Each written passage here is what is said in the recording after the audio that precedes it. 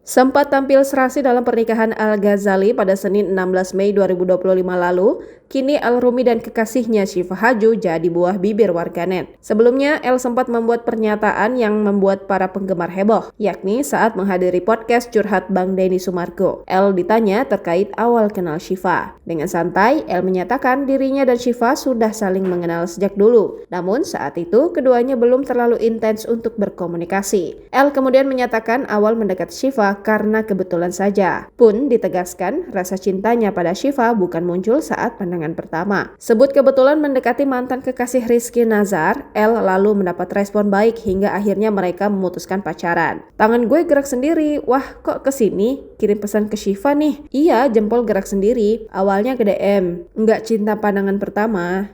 Sudah kenal. Kebetulan aku ngedeketin, taunya dia mau. Beber El jujur. Pernyataan El dalam podcast Denny itu dinilai blunder oleh warganet, khususnya penggemar keduanya. Warganet pun langsung menyerang kolom komentar postingan sosial media El maupun Syifa. Terbaru, kini Syifa sudah mematikan kolom komentar TikToknya. Buntut diserang warganet. Hingga para fans beranggapan hubungan keduanya tengah bermasalah.